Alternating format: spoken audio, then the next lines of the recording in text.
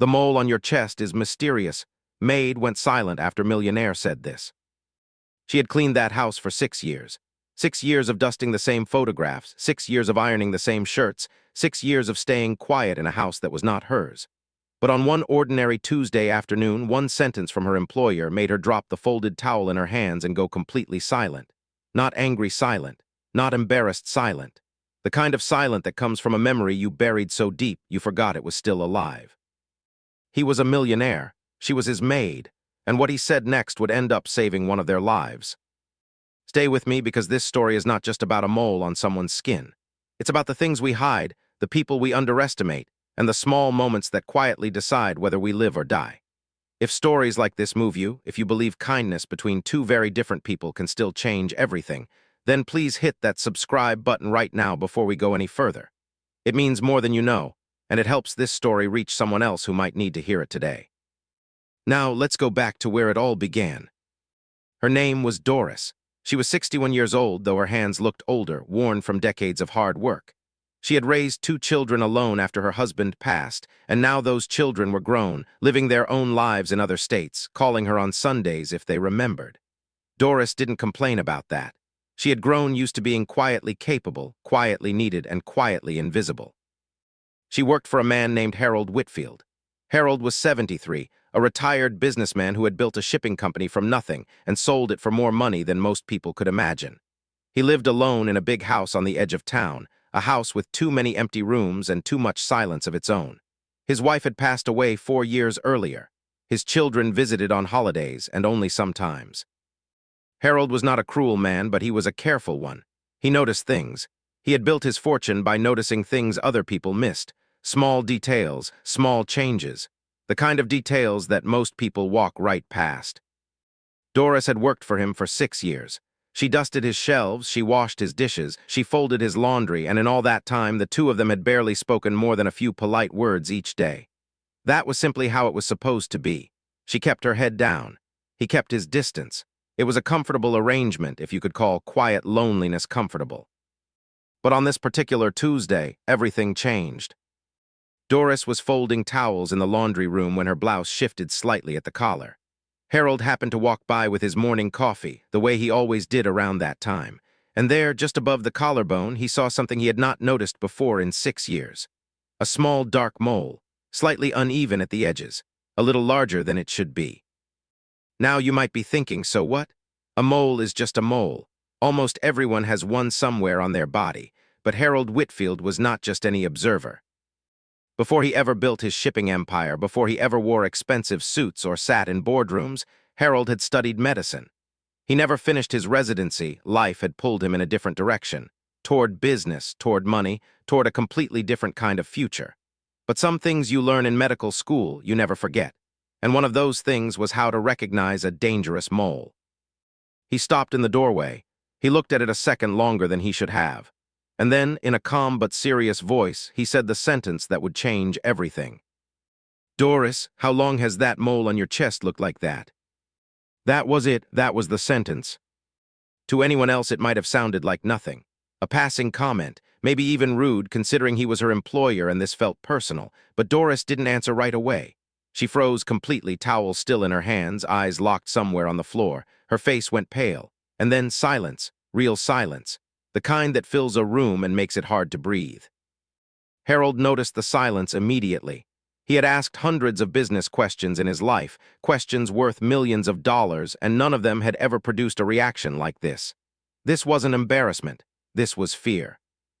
If you've ever seen someone go quiet like that, someone you thought you knew, someone who suddenly looked like they were somewhere else entirely, reliving something painful, then you already understand why this moment matters so much. Because sometimes, the people closest to us are carrying pain we never even suspect. And sometimes, all it takes is one honest question to finally bring it to the surface. Before we continue, I want to ask you something.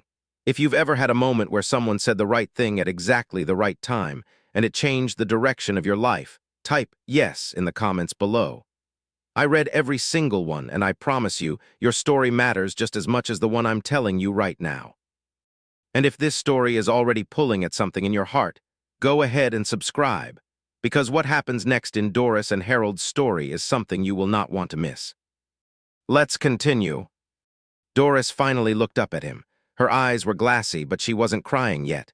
She was somewhere between confusion and old grief. "Why are you asking me that?" she said quietly. Harold set his coffee cup down on the small table nearby. He wasn't trying to be intrusive. He wasn't trying to embarrass her. He simply spoke as gently as he could. "Because that mole doesn't look right, Doris. The color, the shape, the size. I studied medicine many years ago before I ever went into business. I know I might be wrong. I hope I'm wrong. But I would feel terrible if I said nothing and it turned out to matter." Doris sat down slowly on the small stool by the washing machine. Her hands were trembling now, not from fear of him, but from a memory that had just come rushing back after being locked away for over 20 years. "My mother had a mole like that," she said. "On her chest too, almost the exact same spot." Harold stayed quiet, letting her speak. "She always said it was nothing. She never had insurance. We never had the money for a doctor unless someone was truly, seriously sick. So when she had aches in her side, she said it was nothing. When she got tired all the time, she said it was age. And when the mole she'd had her whole life started changing, she said that was nothing too." Doris took a shaky breath. By the time she finally agreed to see a doctor, it was too late. It had already spread.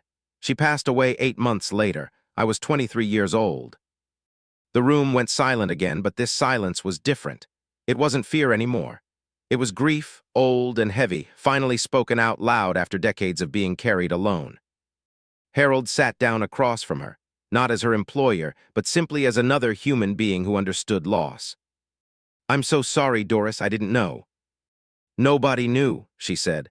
"I never told anyone here. It's not the kind of thing you talk about while you're cleaning someone's house."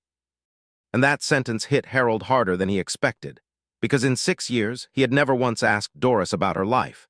He knew she folded his shirts perfectly. He knew she made his coffee just the way he liked it. But he never knew she had lost her mother this way. He never knew she carried this fear silently, every single day, wondering if the same thing was slowly happening inside her own body. This is the moment the story truly turns, not because of the mole itself, but because of what it revealed. Sometimes it's not the mole that's mysterious. It's the person carrying it and everything they've silently survived. If you have ever lost someone you loved to an illness that could have been caught earlier, I want you to know something. Your grief is valid, and your story deserves to be told too. Please, if this part of the story touched you, take a moment to subscribe to this channel.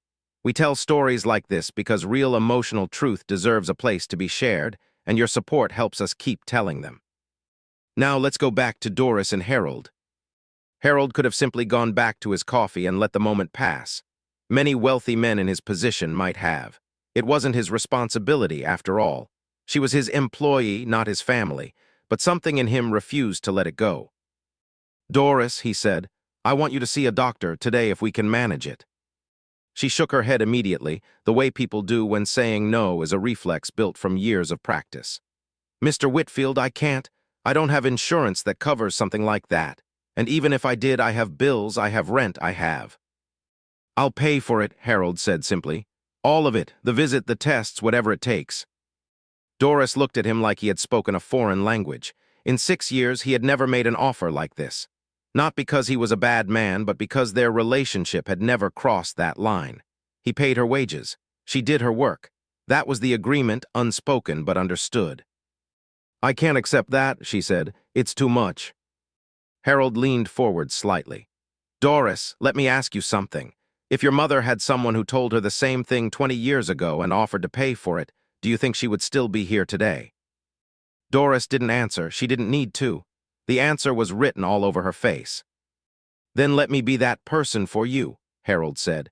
"Not because I feel sorry for you, because I would never forgive myself if I noticed something and said nothing and later found out it mattered. There's something powerful happening here, and I want you to notice it because it's easy to miss." Harold wasn't trying to be a hero. He wasn't doing this for recognition. He was doing it because deep down, some part of him understood what it felt like to watch someone he loved slip away, and to wonder afterward if he could have done something differently. You see, 4 years earlier, Harold had sat in a hospital room holding his wife's hand as she grew weaker every day. Her name was Alina. She had complained of stomach pain for months before she finally saw a specialist, and by then it was too late to do very much at all. Harold remembered sitting beside her bed night after night, wondering the same question over and over. Did I miss something? Was there a sign I should have noticed sooner? Could I have saved her if I had only paid closer attention? He never got an answer to that question. Eleanor passed away quietly one morning in early spring, and Harold went home to a house that suddenly felt far too big and far too quiet. He threw himself into small routines after that. His coffee at 7, his newspaper at 8, his walk around the garden at 9. Structure was the only thing that kept the grief from swallowing him whole. So when he saw that mole on Doris's chest, something inside him refused to stay silent the way he had once stayed silent, without even meaning to, with Eleanor. This wasn't just about Doris. In some quiet way, it was Harold trying to make peace with a guilt he had carried for 4 long years. A chance, finally, to notice in time. Now let's see what happened next with Doris. Reluctantly, and with tears finally slipping down her face, Doris agreed. Harold called his personal physician that same afternoon and arranged an appointment for the very next morning. He even offered to drive her there himself. That night, Doris barely slept. She lay awake thinking about her mother, replaying memories she hadn't allowed herself to think about in years. She thought about the fear in her mother's eyes near the end, the quiet regret of a woman who waited too long simply because she didn't believe she deserved to spend money on herself. Doris wondered if she had been making the same mistake, quietly for years, without even noticing. The next morning, Harold drove her to the clinic himself. He didn't send a driver. He didn't hand her cash and tell her to go alone. He sat in the waiting room the entire time, something his own adult children rarely did for him anymore. The doctor examined the mole carefully. He asked Doris several questions about how long it had been there, whether it had changed in size or color, whether it ever itched or bled. Doris answered as honestly as she could, though her voice shook the entire time. The doctor's face grew serious. He said the mole showed several signs that needed further testing immediately. A biopsy would need to be done, and depending on the results, they might need to act quickly. Doris felt her whole body go cold. It was the same fear her mother must have felt all those years ago, the same terrifying uncertainty. But this time there was one enormous difference. This time she wasn't facing it alone. If you have ever sat in a waiting room, terrified, waiting for test results that could change your life, I want you to know that fear is one of the most human things we ever feel, and you are not weak for feeling it. If this story is reminding you of a moment like that in your own life, please leave a comment and share it, even briefly. And if you haven't already, subscribe now, because the next part of Doris and Harold's story shows exactly how far one honest sentence can travel, and how it eventually saved not just one life, but 2. Let's continue. The biopsy results came back 5 days later. Those 5 days felt like 5 years to Doris. She barely spoke to anyone. She continued working, continued cleaning, continued folding laundry, all while carrying the heaviest kind of silence inside her.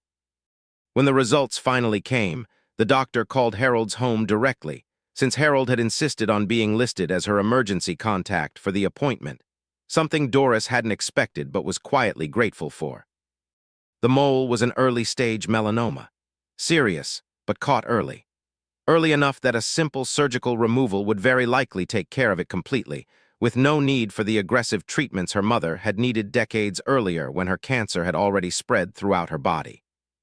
Doris cried when she heard the news, not from sadness this time, but from something closer to disbelief.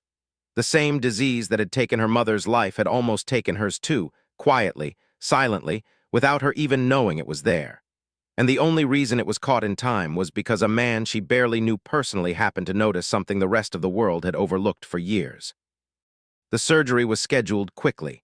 It was minor, relatively speaking, but for Doris it felt like the most important day of her life. Harold drove her to the hospital himself again. He waited the entire time. When she came out of the procedure, groggy but safe, he was the first face she saw. "You're going to be okay," he told her gently. "The doctor said they got all of it." Doris squeezed his hand, tears rolling down her cheeks. "Thank you," she whispered. "You saved my life." Harold shook his head slowly. "No, Doris, you saved your own life. I just happened to notice something. You were brave enough to actually listen." This is where the story could have simply ended, and it would already be a beautiful one. A woman's life saved because someone paid attention. But there's more to this story, and it's the part that turns everything into something even deeper. Because a few months later, something happened that neither of them expected. Harold had been feeling unusually tired for weeks. He brushed it off as simply being 73 years old. He assumed it was normal fatigue, the kind that comes with age. But one afternoon, while Doris was helping him change into a fresh shirt after his shower, something caught her eye. There on his upper back, in a spot he could never have seen himself, was a mole. Dark, irregular, uneven at the edges, almost identical to the one that had once been on her own chest. Doris stopped completely. Her heart pounded. She remembered every single detail the doctor had described to her months earlier, every warning sign, every shape and color to watch for. And this mole matched almost every single one. She could have said nothing. It would have been easy to stay quiet, to remind herself that she was the maid, not a doctor, and that pointing out something like this might seem inappropriate. But she thought about her mother. She thought about herself just months earlier, unaware that something dangerous was quietly growing inside her own body. And she thought about Harold, who had never once hesitated to speak up for her.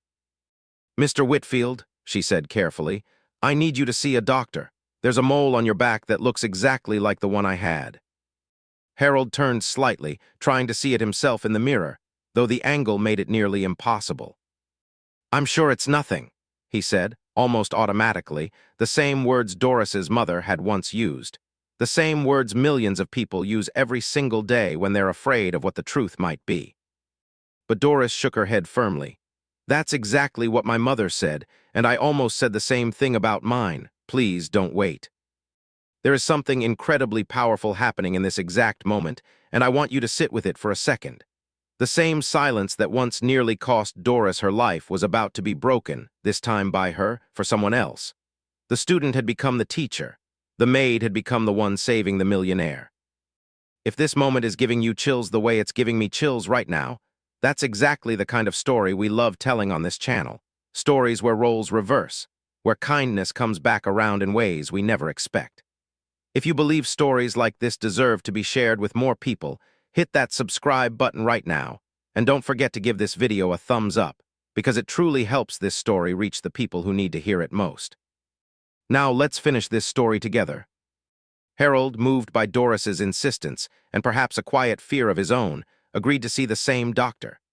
The examination revealed a mole with early warning signs, not yet melanoma, but changing in ways that needed to be monitored closely and eventually removed as a precaution. Caught in time, thanks entirely to Doris's sharp memory and her willingness to speak up. When Harold heard the news, he sat quietly for a long moment. Then he looked at Doris, who was standing nearby, nervously waiting to hear if she had done the right thing. "You just returned the favor," he said softly, "in the most important way possible."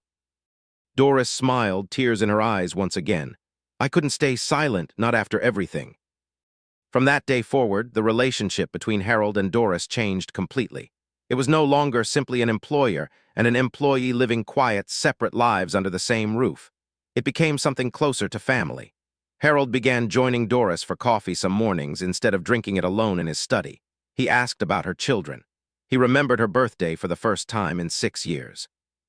And Doris, for the first time in a long time, felt truly seen, not just as someone who cleaned his home, but as a person whose life mattered just as much as his own.